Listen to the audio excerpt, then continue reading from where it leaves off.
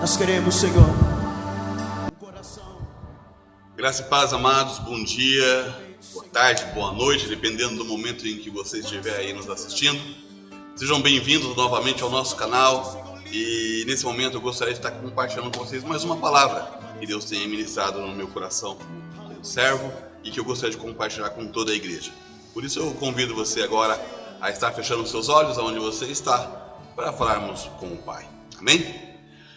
Querido Deus, em nome de Jesus, nós te louvamos, te damos graças, Senhor, pelo teu cuidado, te agradecemos o teu amor, o teu zelo. Peço, Pai, no nome de Jesus, nesse momento, que cada vida que nos ouve, e até mesmo aquelas que não nos ouve ou não nos assiste, Pai, mas, Senhor, precisa da tua intervenção, peço que o Senhor venha cobrir a vida delas, Pai. Em nome de Jesus, trazendo misericórdia, trazendo graça, trazendo saúde, trazendo livramento. Amado Espírito Santo, que o Senhor possa estar ministrando de uma forma muito pessoal e poderosa em cada um dos corações, Pai. De forma tal que a tua palavra ela se torne viva e reveladora sobre cada vida. E em nome de Jesus, a tua palavra e a revelação do teu Espírito Santo, tornando viva a tua palavra, possa realmente levar pessoas à conversão, ao entendimento da tua graça, do teu amor e da tua misericórdia. Em nome de Jesus, nós te damos graças, te agradecemos, Pai, desde já, por tudo quanto o Senhor tem feito em nossas vidas. Em nome de Jesus. Amém. Amém, queridos. Eu gostaria de compartilhar com vocês uma palavra que está no Evangelho de Mateus, Mateus capítulo 22, versículos de 1 a 14. Mateus 22, de 1 a 14. E assim diz a palavra. Jesus tornou a falar-lhes em parábola e disse: O reino dos céus é semelhante a um rei que celebrou as bodas de seu filho. Enviou os seus servos para chamar os convidados para as bodas, mas esses não quiseram vir. Depois enviou outros servos, recomendando: Dizei aos convidados que já preparei o meu jantar. Meus bois e cevados já foram mortos e tudo está pronto. Vinde às bodas. Porém eles, não fazendo caso, foram um para o seu campo, outro para o seu negócio. O restante, apoderando-se dos servos, os maltrataram e mataram. O rei ficou com muita raiva, enviou seu exército, destruiu aqueles homicidas e incendiou a sua cidade. Então disse aos seus servos: O banquete, na verdade, está preparado, mas os convidados não eram dignos.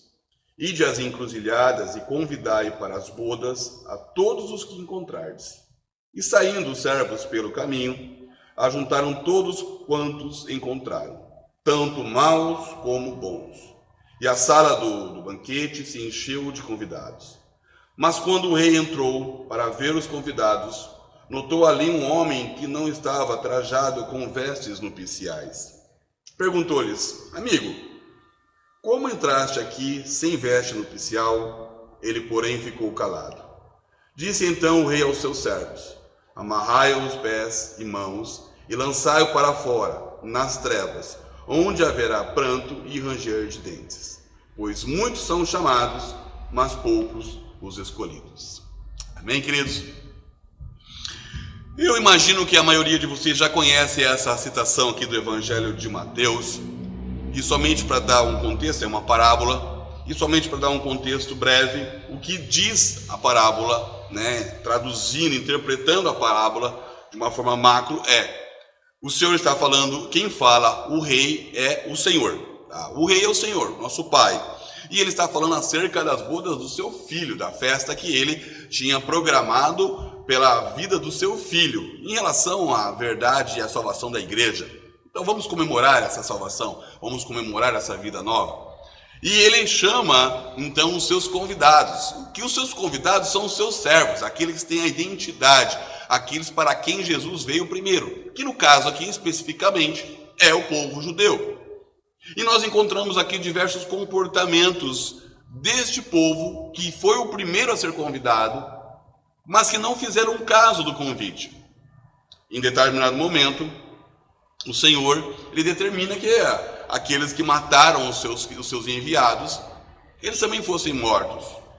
E depois disso, ordena que todos sejam convidados, não apenas os servos, mas aqueles que estavam nos caminhos, nas encruzilhadas, em tudo e em qualquer lugar, este fosse convidado e levado à festa.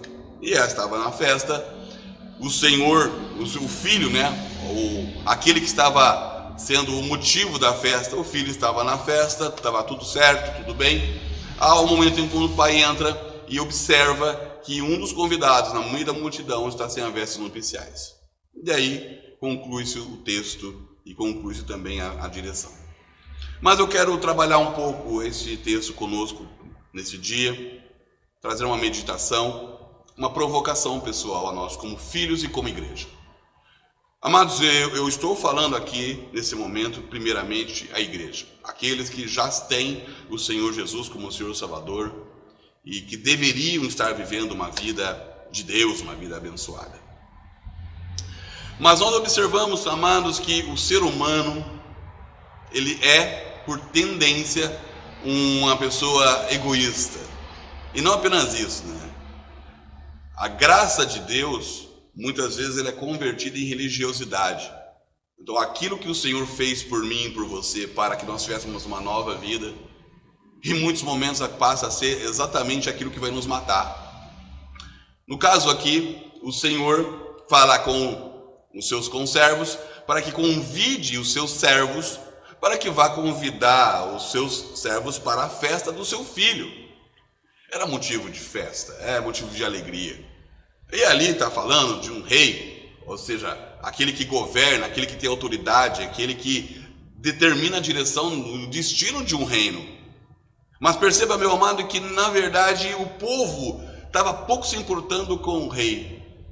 E pouco se importando com as motivações do rei, mesmo que fossem genuínas. E eram genuínas, obviamente, porque nós estamos falando uma parábola que o Senhor estava contando. E nesse momento, o povo ele começou a manifestar diversos tipos de comportamento. Porque todo mundo tinha ali as suas preocupações, todo mundo tinha as suas motivações. Algumas simplesmente é um estado de indiferença, Outras, as suas coisas naturais são mais importantes. E outros realmente baixam o nível da falta de caráter, de valores humanos, a ponto de matar os seus conservos. Mas se nós trazermos isso para o nosso contexto hoje, a nossa vida hoje como igreja, como povo de Deus, aí nós devemos provocar em nós mesmos se nós não temos tido também os mesmos comportamentos. Sabe, amados, que eu não sou muito de ficar em redes sociais. Em alguns momentos eu faço alguns comentários, eu posto alguma matéria. Normalmente quando eu viajo eu posto foto depois de um mês que eu já viajei. Dificilmente eu estou online fazendo as coisas acontecerem. Mas eu fico navegando e ali observando textos, matérias, aquilo que as pessoas postam, comentam, porque para mim aquilo, em algumas coisas acrescentam, edificam, provoca pensamento, e outros evidenciam, na verdade, o interior de cada um.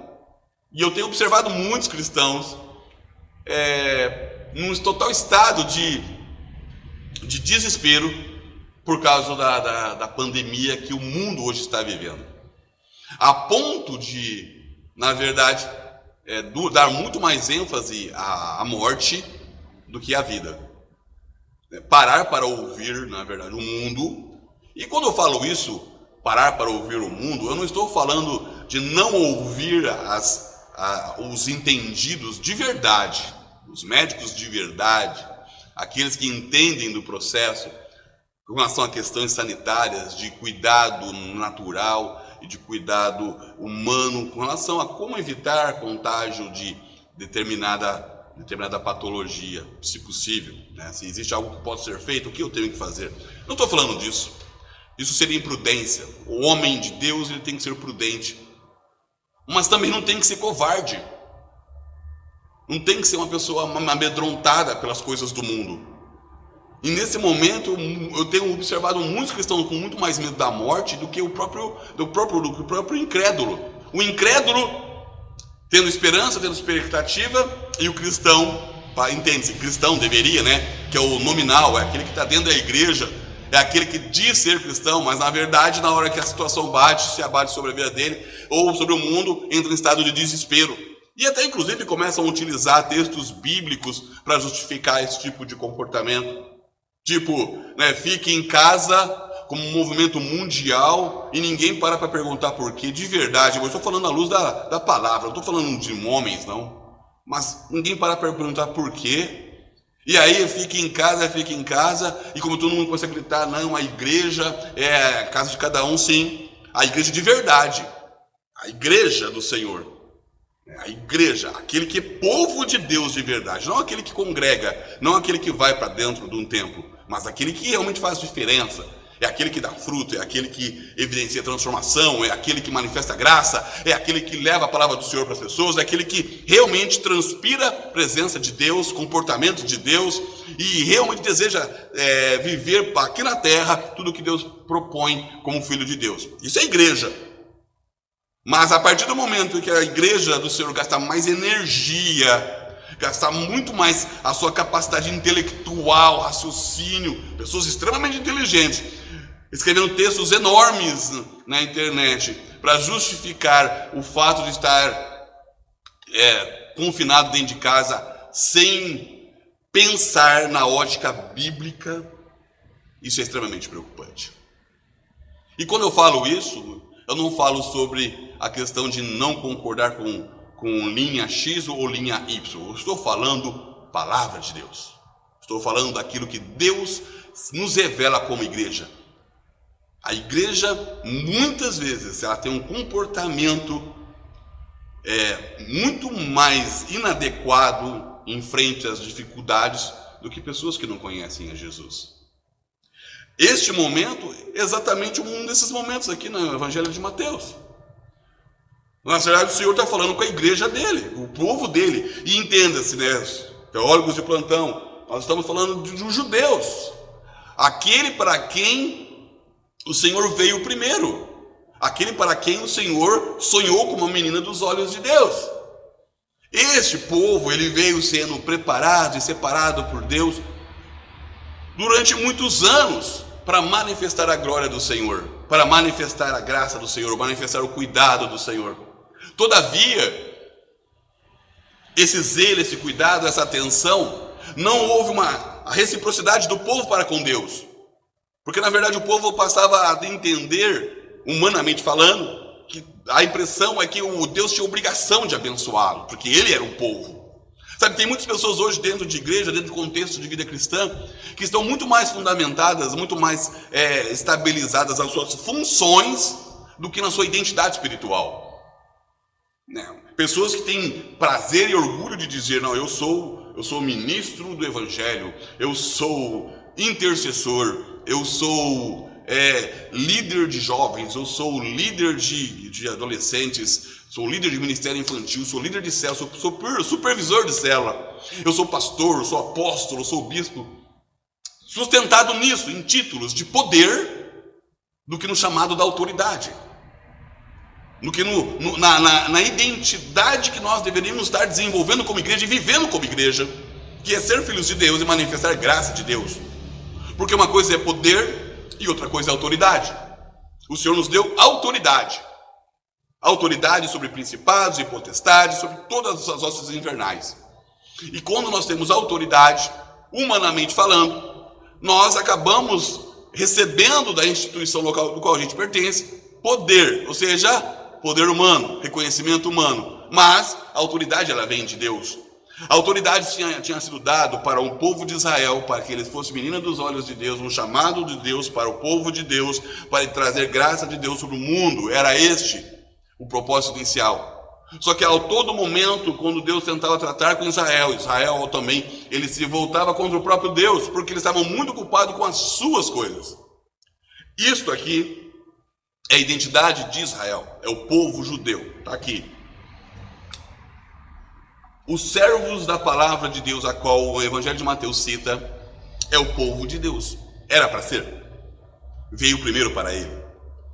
Hoje a igreja do Senhor, de igual forma, ainda que alguns não concordem, mas muitos têm tido exatamente o mesmo comportamento. Foi separado por Deus, foi escolhido por Deus, foi capacitado, ou seja, foi derramado unção, capacitação espiritual da parte do Senhor, uma graça imerecida sobre a vida da pessoa para ela manifestar as obras do reino, só que ela está muito ocupada com as coisas que esta autoridade lhe foi dada, colocaram sobre ele e esquece as coisas de Deus. Só que infelizmente, amados, o homem ele não tem quando ele não se arrepende, quando ele não consegue entender a revelação da graça, ele não para num erro só. Então veja bem o que a palavra do Senhor diz. O pai, o rei, todo contente, prazeroso em comemorar as bodas do filho, prepara a festa para o filho e manda que os seus conservos chamem o seu povo, chamem os seus servos. E diz a palavra o seguinte: dizei aos convidados que já preparei o meu jantar. Já está pronto. É um jantar na mesa do rei, na casa do rei, na presença do rei. Meus bois e cevados já estão mortos. Tudo está pronto. É só vir. Está pronto, não tem mais o que ser feito. Mas é interessante que os judeus, o povo de Deus, agora entende, o povo de Deus veio em você também, está mais preocupado em querer cuidar do próprio boi, querer cuidar do próprio cevado, do que comer do cevado do boi da mesa do rei. A igreja muitas vezes tem se comportado em querer aquilo que a igreja sonha, mas não aquilo que Deus sonha para a igreja. Sabe, muitas vezes é como pais, os pais, a grande parte, a grande maioria, o normal seria que eles nascem os filhos e eles já começam a fazer projetos para os filhos. Aqueles que têm condições fazem uma poupança, guardam dinheiro, preparando a formação do filho. Para ajudar o filho, na verdade, aquilo que ele desejar ser quando crescer. Professor, engenheiro, matemático, físico, médico, pastor, seja o que for, a função profissional que ele quiser desenvolver. E os pais sonham com isso, gastam, investem tempo, e tempo é muito mais do que dinheiro, sobre a vida do filho, cria uma expectativa. E aí o filho vai crescendo e os pais trabalhando com o filho para o filho estudar, para o filho ir para a escola, etc.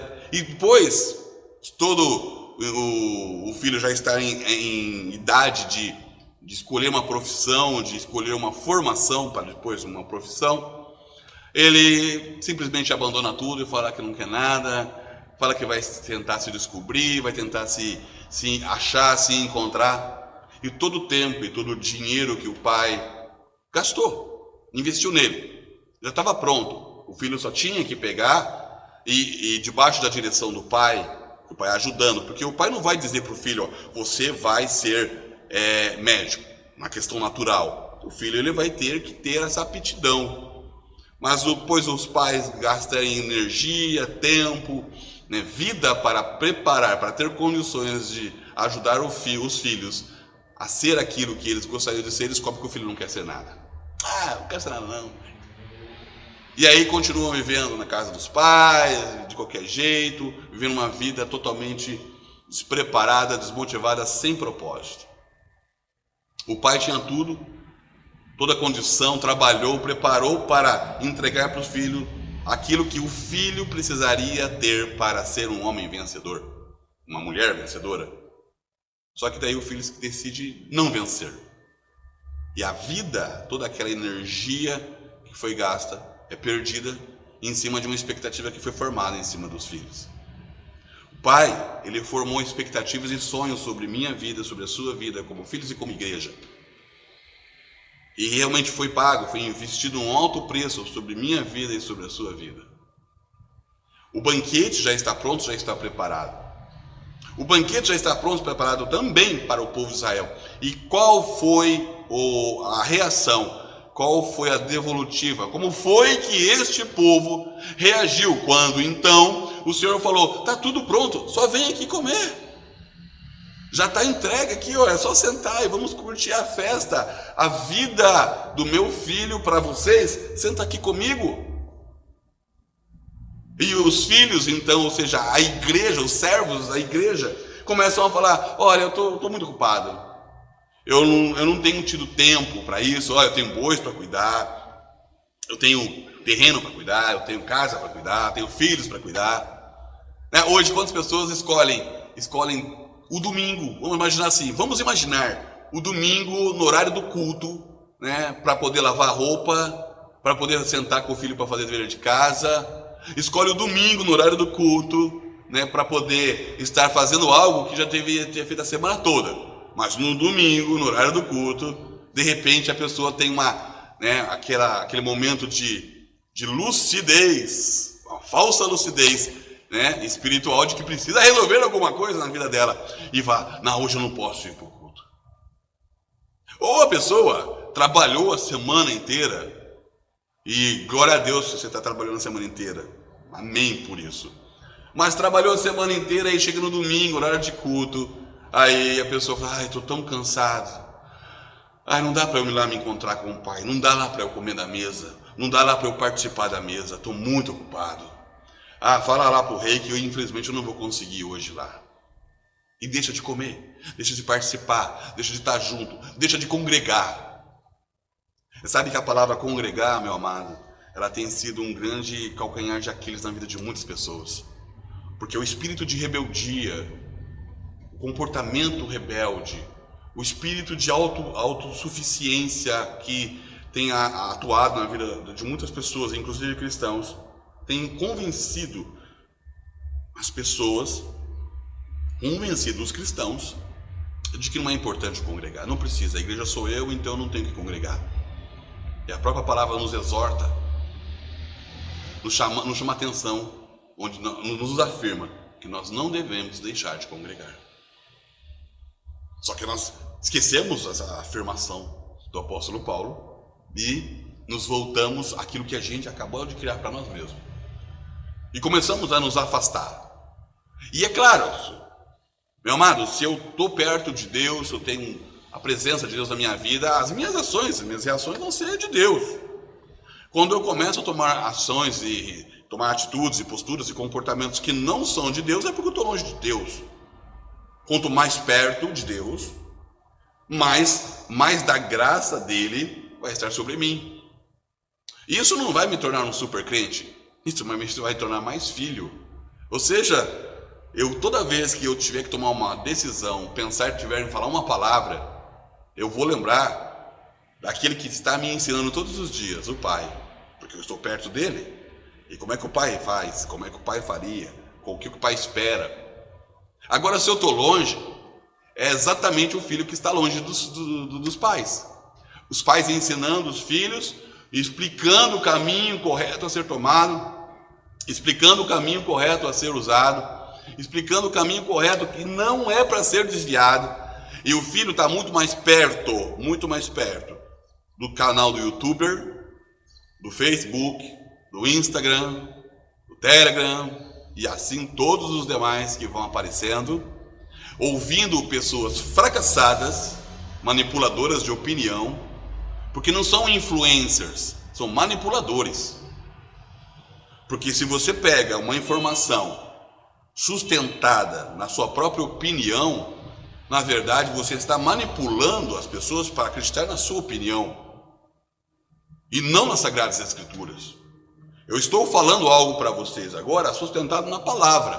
A palavra de Deus é que determina aquilo que eu tenho que falar, não o que eu acho. O que eu acho não tem importância nesse contexto. O que é importante é o que a palavra do Senhor está dizendo. A partir do momento em que eu uso o conhecimento humano para influenciar pessoas a terem uma vida totalmente diferente dos valores de Deus, cristãos não são influencers, são manipuladores. E tem uma galera, um monte de jovens, adolescentes, pré-adolescentes, crianças, inclusive adultos, sendo manipulados por opiniões de pessoas que no final das contas são fracassadas, que precisam de cliques para poder satisfazer os seus egos, que precisam de palmas para poder dizer: nossa, que legal, que cara bom, que cara 10, que precisam de cliques cada dia mais, exatamente para quê? Para ganhar dinheiro com aquilo que ele está falando, seja lá o que estiver falando, se é que tem importância, porque na verdade o que fala lá não é mais importante, importante é o clique. E automaticamente esses jovens, essas adolescentes, essas crianças, ficando longe do direcionamento dos pais, começam a fazer o quê? Aquilo que o mundo está influenciando.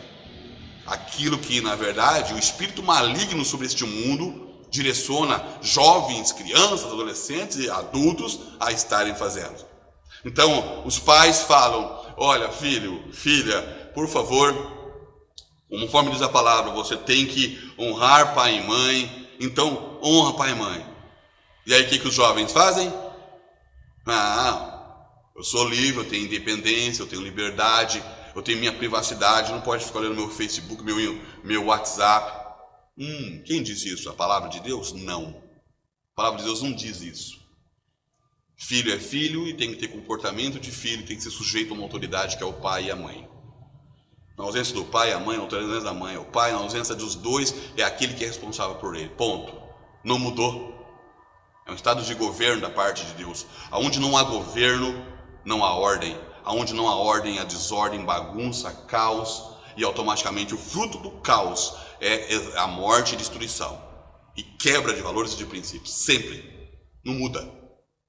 Bem, quando Deus ele fala com o povo dele, ele quer que o povo dele esteja perto.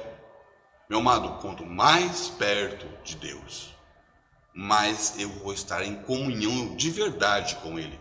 Não sendo um legalista, não sendo nominal. Porque ser cristão não é ser nominal. Ele é crente. Isso é nominalismo. Isso não é identidade. Ser cristão é o parecer com Cristo, em minhas atitudes, posturas, pensamentos, serem realmente aqueles que Jesus teria. E a pergunta bem simples é que nós temos que fazer no nosso coração é: Jesus faria o que eu estou fazendo? Jesus falaria o que eu estou falando? Jesus, ele pensaria dessa forma como eu estou pensando? É importante que o meu coração esteja alinhado ao coração e ao desejo de Deus. Amém, galera? Abra comigo, por favor, agora, no livro de Provérbios, capítulo 14, versículo 27. Provérbios 14, 27. Provérbios 14, 27 nos diz a seguinte afirmação: o temor do Senhor é uma fonte de vida para desviar o homem dos laços da morte. Amados, quando esse povo começou a ficar longe, distante do seu rei, ou seja, do Senhor, as atitudes deles começaram a ser semelhantes àquilo que eles estavam vivendo, ou seja, distante de Deus. Sabe que num primeiro momento parece tudo genuíno, parece tudo muito justo, muito correto. Nossa, eu estou ocupado, eu não posso, eu estou cansado, eu não posso ir na igreja porque eu estou cuidando do meu filho agora, eu não posso ir porque eu tenho que trabalhar. Tudo nesse primeiro momento parece genuíno, parece necessário. Só que essas pequenas atitudes, queridos, levam a uma pior, que é exatamente o que diz o versículo 6. O restante, ou seja, os demais servos do rei, apoderando-se dos servos, os maltrataram e mataram. Então, no primeiro momento, eu estou ocupado cuidando das minhas coisas, eu estou ocupado cuidando do meu filho, eu estou ocupado. Meu amado, eu não estou falando que nada disso é genuíno, presta bem atenção, eu estou falando que isso é genuíno. Mas a semana tem 7 dias e o dia tem 24 horas. Sabe? Por quê? Por que tem que cuidar das coisas naturais quando é o momento de estarmos cuidando do nosso coração com Deus? Muitas pessoas argumentam que não conseguem orar em casa porque os filhos não deixam, o marido não deixa, todo mundo fica toda hora gritando. Amados, mas você tem hora para cozinhar, você tem hora para passar, você tem hora para futebol, você tem hora para cuidar de filhos, você tem hora, para tudo tem hora. É uma questão do que é importante, do que é necessário. Por quê? Porque aquilo que a gente faz para Deus, num primeiro momento, parece subjetivo, abstrato. Não parece tão necessário. Por quê? Porque eu não estou vendo um resultado imediato.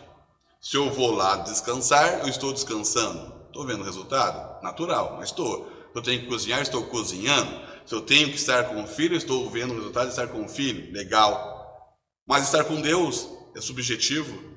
É você e Deus. E se você não tem um relacionamento de intimidade com Deus todos os dias, cada dia mais que você deixa de estar com Deus, cada dia mais você se torna distante dele. A ponto de, em algum determinado momento, a nossa mente começar a achar tudo muito normal, muito natural. Que foi o que aconteceu com os judeus aqui. Chegou um determinado momento que alguns entre eles já achavam normal matar, maltratar e matar aqueles a quem Deus enviava, aqueles a quem o rei enviava. Queridos, quantos dos servos do Senhor não foram mortos no Antigo Testamento, perseguidos pela igreja? E quando eu falo igreja, estou falando dos judeus. O Senhor enviando os profetas e eles perseguindo os profetas, maltratando os profetas, matando seus profetas. Quantos? Por quê? Porque, na verdade, a indiferença endureceu o coração ao ponto de não mais perceber que aquilo que estava fazendo levaria à morte. Por isso que o temor do Senhor, ele é o princípio da sabedoria e nos livra dos laços da morte. Amém?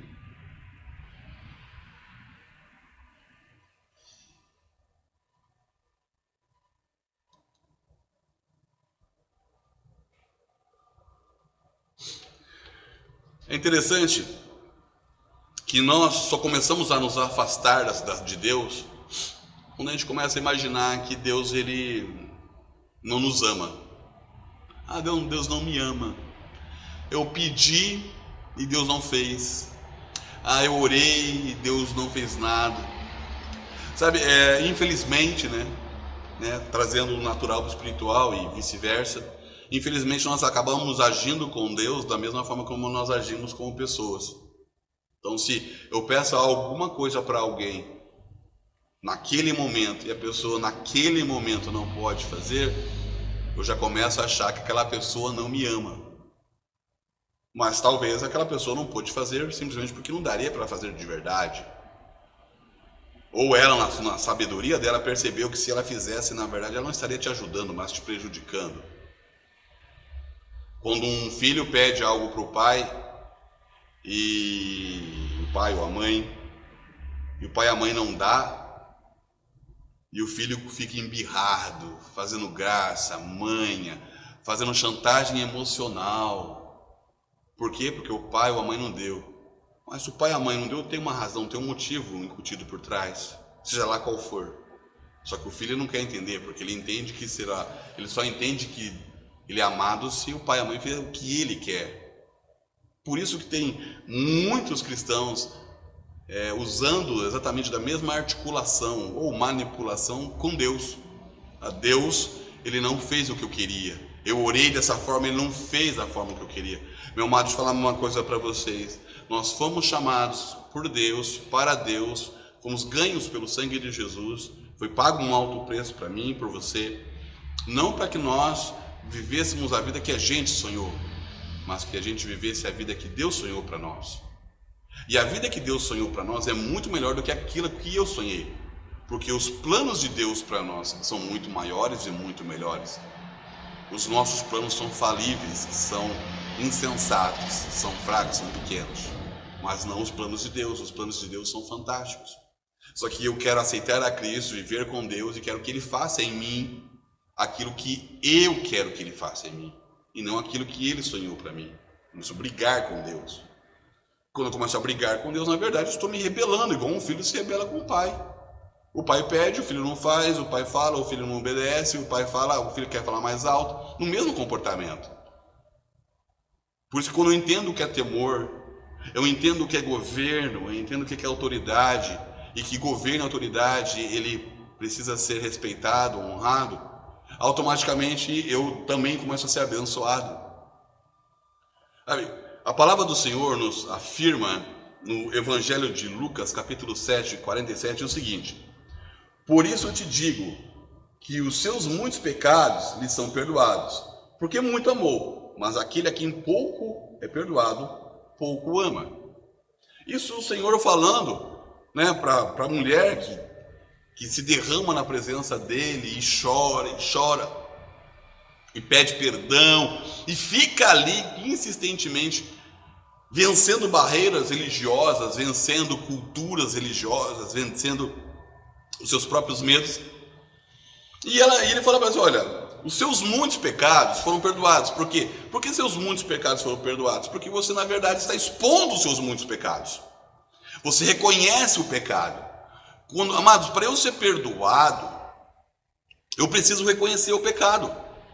Se eu acho que eu não tenho pecado, não tem como Deus me perdoar, porque eu não tenho pecado, dentro da minha ótica. Amém? E mudar as vestes são valores. A palavra do Senhor nos afirma o seguinte, no Evangelho de Lucas, capítulo 6, versículo 45. Lucas 6, 45 nos afirma, nos traz a revelação da seguinte situação para nós, igreja. O homem bom, do bom tesouro do seu coração, tira o bem. E o homem mau, do mau tesouro do seu coração, tira o mal. Pois da abundância do coração, fala a boca. Ou seja, o que está aqui dentro vai sair. O que está aqui dentro fica exposto. Não tem como eu viver uma vida cristã e não ser marcado realmente pela identidade do pai e do filho na minha vida. A paternidade do pai, me reconhecendo como filho através do seu filho, morreu por mim. Mas a santidade, o processo de santidade tem que acontecer na minha vida. Não adianta eu falar que eu sou filho de Deus e eu compactuo com as coisas do mundo, meu amado. Igreja do Senhor, entenda algo. Nós não fomos chamados para nós estarmos envolvidos com modernismos. Nós não fomos chamados para nós estarmos envolvidos com políticas que agradam pessoas. Esse negócio de querer agradar a maioria, agradar todo mundo, porque a voz do povo é a voz de Deus, em Vox Populi, em Vox Dei, isso é mentira dentro da ótica de Deus. Isso é coisa do homem, não é coisa de Deus. Então a igreja ela precisa compreender que ela tem um papel fundamental de ser diferente da humanidade como um todo. A sua forma de agir, de pensar, de falar, de reagir às circunstâncias tem que ser diferente do que o mundo age, do que como o mundo é. Se eu sou cristão, eu tenho que estar claro para mim que ser cristão e drogas não compactuam. Isso é vício, é dependência, eu estou amarrado a isso. Ser cristão e viver uma vida de prostituição, queridos, não é ser cristão. Jesus não se prostituiu. Ser cristão e viver na pornografia não é ser cristão. Eu preciso ser liberto, mas eu preciso reconhecer que isso é errado, porque aquele que muito pecou, muito é amado. Eu preciso reconhecer, eu preciso entregar isso para Ele. Para o Senhor, eu vou dizer, Senhor, eu preciso ser liberto disso, me ajuda. Em nome de Jesus, me liberta desse mal. Ser cristão e querer agradar amigos, mesmo que os amigos estão te levando para o mal, para o caminho mal, isso não é ser cristão. Na verdade, você é nominal, você vai para a igreja, mas você não tem a essência de uma nova vida dentro do coração, porque as vestes têm que ser trocadas. A palavra do Senhor nos afirma que o Pai, quando ele entrou na festa, quando ele entrou na festa, a primeira coisa que ele viu foi alguém que estava na festa sem vestes nupciais. Meu amado, eu preciso trocar minhas vestes para permanecer na presença do Senhor. A misericórdia do Senhor, ela é sobrenatural, ela é inexplicável, ela é fantástica. Mas em algum momento da minha vida essa veste tem que ser trocada. Eu não posso permanecer na presença do Senhor sem vestes nupciais. Porque na volta do Senhor, quando o Senhor olhar para a minha vida, ele vai dizer, você está na festa errada, essa festa não te pertence. Por quê? Porque o seu interior, sua veste, a sua forma, conduta de vida, não mudou em relação ao propósito para o qual eu te chamei. Você tinha que estar brilhando aqui. Você era para ser vencedor. Você era para ser um grande pai, uma grande mãe. Você era para ser um grande ministro. Você era para ser um grande profissional para fazer diferença na sociedade, para alcançar vidas, para cuidar de vidas, para amar pessoas. Você era para ser um influenciador de crianças debaixo da graça de Deus, para cuidar das crianças, para que elas cresçam num bom caminho dentro do teu contexto social. Era para você ter sido diferente e você ter casado com uma mulher de Deus ou com um homem de Deus, para você construir uma história abençoada, mas você se deixou levar pelos teus olhos e pelos seus apelos sexuais e tudo aquilo que eu sonhei e não consigo fazer. Meu amado, Deus está olhando para a igreja nesse momento e falando: é necessário que nós troquemos nossas vestes quando adentramos na casa do Senhor. Vem do jeito que está, mas não permaneça do jeito que está, não permaneça do jeito que era. Não culpe pessoas por aquilo que você está fazendo. Só que o único problema, meu amado, é que se não mudarmos nossas vestes, se não trocarmos nosso comportamento, nossa postura, nosso viver com Deus, infelizmente, em algum momento Deus vai falar assim: olha, tu não tem parte comigo, tira fora daqui. Porque o arrebatamento da igreja em algum momento realmente vai acontecer. O Senhor Jesus, em algum momento, Ele vai vir buscar a igreja. Todavia, em algumas situações, muitos vão morrer antes disso acontecer. E quando essas pessoas forem sendo chamadas, da vida para a morte, essa morte vai ser a morte apenas natural ou vai ser a morte eterna? A veste vai estar trocada, a pessoa vai estar santificada, transformada, vivendo a graça de Deus. E sim, quando morrer, vai para a glória, na presença do Pai, e gozar do descanso e da vida que o Senhor promete àqueles que são redimidos e lavados no sangue do Cordeiro. É necessário trocarmos nossas vestes, queridos. O Senhor te ama, o Senhor ama a igreja, o Senhor nos ama. Nós precisamos permitir que realmente o convite do Senhor para nossas vidas nesses dias chegue no nosso coração. Chegue, alcance nosso coração, alcance a nossa vida, alcance o nosso interior. Mundo e evangelho não compactuam, não tem como andar junto. Mundo é mundo, e é deste mundo que o Senhor Ele morreu para nos tirar. Então não tem como estar andando junto. Eu preciso de permitir. O Espírito Santo anseia que nós venhamos a permitir que Ele possa trabalhar dentro do nosso coração e provocar em nós, amados, em nome de Jesus, a transformação não apenas exterior, mas interior, que redunde para o meu exterior, de forma tal que eu transpareça graça e glória e cuidado de Deus em todas as coisas que eu fizer, em todas as coisas que eu for ser, em todas as coisas que Deus me chamar para ser. Meu amado, o Senhor chamou para você para ser bênção. O Senhor te chamou para fazer parte de uma grande ceia ad eterno, ou seja, para a vida toda, estar na presença de Deus, comendo o melhor de Deus sempre. Não para sofrer, não para viver uma pseudo-vida, não viva uma falsa vida cristã. Deixa o Senhor te levar ao centro da vontade dEle, de verdade, para que o propósito final do sonho de Deus para mim e para você aconteça em nossa vida. Em nome de Jesus. Como tem estado as suas vestes nesses dias, como igreja, como filho do Senhor? Eu quero te convidar, meu amado, em nome de Jesus, a estar refletindo nessa palavra, nesse dia. Estar refletindo no que a palavra do Senhor nos afirma aqui. Como está o nosso coração? Como está as tuas vestes? Como tem estado o seu proceder? Amado, é tempo. E aproveita, porque é tempo e você está vivo para tal, mas é tempo de ordenar as nossas vidas, ordenar o nosso coração, colocar as coisas no devido lugar, inclusive lembrar quem eu sou de verdade e não esquecer nunca mais que eu fui chamado para um propósito, eu fui chamado para estar perto de Deus, em nome de Jesus. Feche os teus olhos agora. Você que já tem o Senhor Jesus como Senhor Salvador e que deseja nesse momento estar restaurando essa aliança de relacionamento com o Pai, ou você que já tem uma aliança com Deus, mas quer aumentar essa aliança de relacionamento com o Pai, ou você que talvez nunca tenha tido um relacionamento com Deus, nunca fez essa oração convidando Jesus para fazer parte da tua vida. Feche os teus olhos onde você estiver.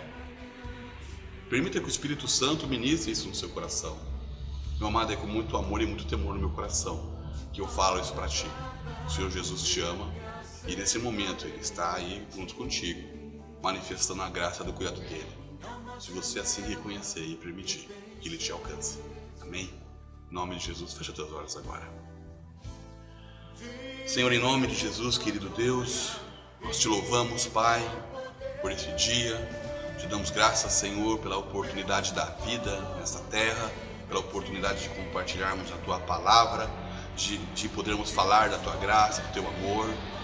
Pai, te clamo humildemente em nome de Jesus que o Senhor dê ordem ao Teu exército celestial para que essas pessoas, Pai, que tenham nos ouvido, as famílias delas, nossas famílias, a igreja, Pai, a comunidade cristã videira, seja alcançado, Senhor, por essa misericórdia. O Teu amor não possa ser apenas algo racional nas mentes e nos corações, mas possa ser realmente algo que transforma, faz parte da essência, está dentro, Pai amado, da identidade. Que cada vida reconheça esse amor derramado, essa misericórdia estendida, esse cuidado do Senhor pela vida, Pai, de cada um de nós. Quantos bloqueios e quantas distrações têm impedido as pessoas de perceber o quanto elas são amadas e o quanto o Senhor deseja que elas sejam tocadas, alcançadas. Quantos, Pai? Nesse momento, tira essas distrações do caminho, da mente, do coração dessas pessoas, amado Espírito Santo. Que elas possam perceber que nessa manhã, Senhor, neste dia, neste momento que elas estiverem assistindo, Espírito de Deus, o Senhor está convidando ela para uma festa. O Senhor está chamando ela para abrir mão dos seus afazeres humanos, repetitivos e cansativos, para fazer parte de uma festa plena e eterna, aonde o Senhor estará presente, onde o Teu Filho estará presente, onde o Teu cuidado estará presente. Em nome de Jesus, amado, cuida, Senhor, das crianças, te peço, cuida dos adolescentes, dos jovens, dos adultos, dos anciãos, cuida, Pai, de todos aqueles, Pai, em nome da Tua igreja, da Tua amada igreja, do Teu povo, Papai, da Tua noiva, em nome de Jesus, aqueles que nos ouvem, cuida, Senhor, alcança eles, tenha misericórdia, eu te clamo, e que realmente cada um tenha uma experiência pessoal, real e reveladora contigo, Senhor meu Pai. Eles possam entender o quanto o Senhor a ama de verdade e quanto este amor é transformador na vida daqueles que o aceitam. Como igreja, Pai, como Teu filho e Teu servo, eu te louvo e te agradeço em nome de Jesus. Amém.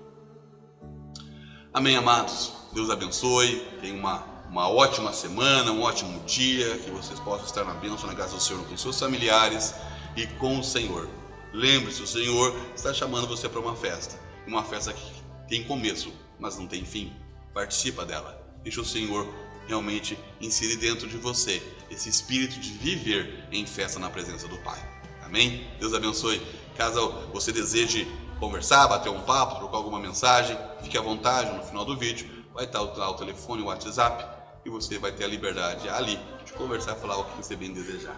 Mas estamos aqui para servir ao reino de Deus e a sua vida, se você assim desejar, porque Deus te ama. Em nome de Jesus. Deus abençoe. Fique na paz.